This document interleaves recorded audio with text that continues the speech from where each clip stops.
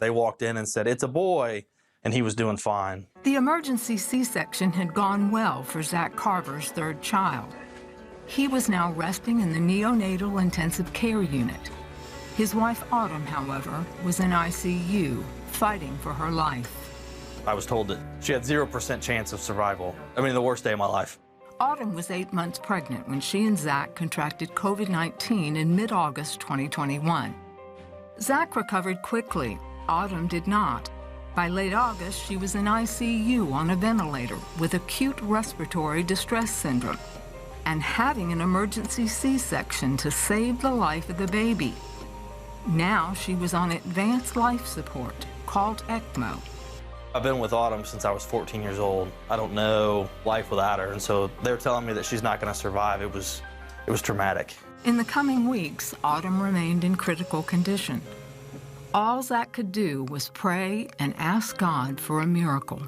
I would sit with her and pray over her, and it was just overwhelming. And so I'd go walk the halls or go sit in the waiting room, and I was begging him to keep her alive. Let her beat the odds. I need her. You know, the kids need her.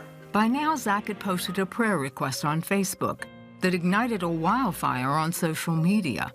Literally millions of people all over the world were just praying for us. I told him I'm not leaving here without Autumn. I prayed all the time, every second. I can't even explain it, I guess, but I just knew that she was going to survive. During the day, Zach maintained a vigil at Autumn's side.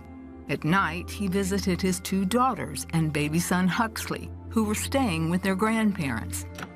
Then he returned to an empty, dark house. It was super sad. I would come in, get some food, go to bed. I hated being here. With the arrival of fall came more complications for the young mother and wife. Multiple infections, anemia, and a cardiac arrest. Doctors had few answers and even considered a double lung transplant, but dismissed the idea.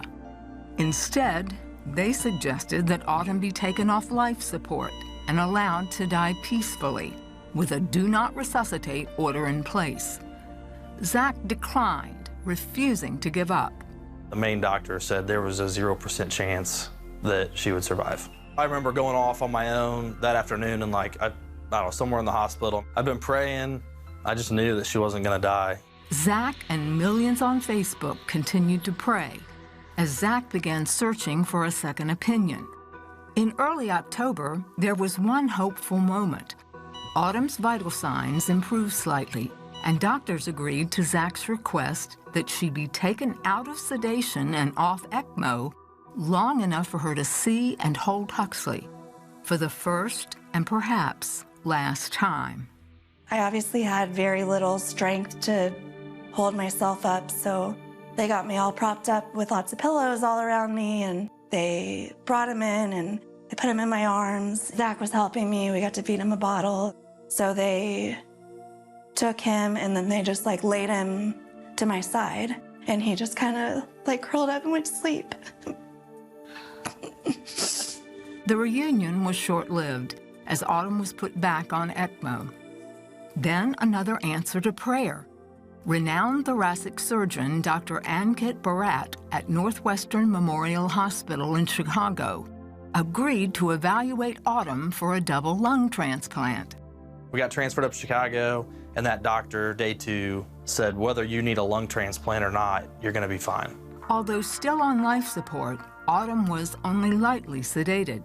Now she and Zach could pray together as they waited for Dr. Bharat's decision. Before long, he gave them the best news they could have ever hoped for. He came in and said, "You don't need a lung transplant, you're gonna be fine." It was super good news, super, super good news. You know, we embraced in a hug and thank God, and the doctor. Autumn was weaned slowly from the VA ECMO machine and continued to improve. On November 11th, 3 months after being given no hope for survival, Autumn was discharged from Northwest Memorial Hospital to begin 3 weeks of rehabilitation. On December 1st, 2021, Autumn walked out of the hospital smiling and unassisted. We pulled in the driveway and our neighbors were in our yard yelling and screaming and try not to cry.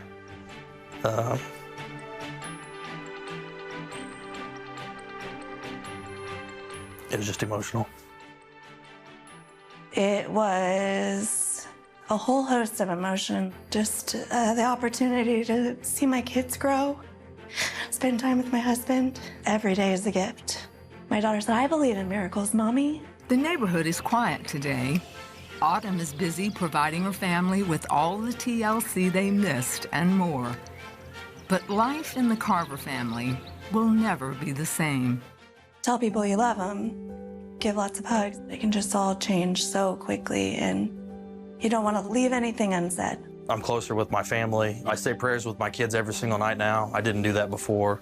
I'm super grateful, and I don't go throughout the day, without saying multiple prayers. And prayer saved my wife, and not only did it save her life, but it changed my life. Prayer is so important. I mean, it's everything. It saved my life. When people are flooding the gates of heaven, there was no way it could be ignored.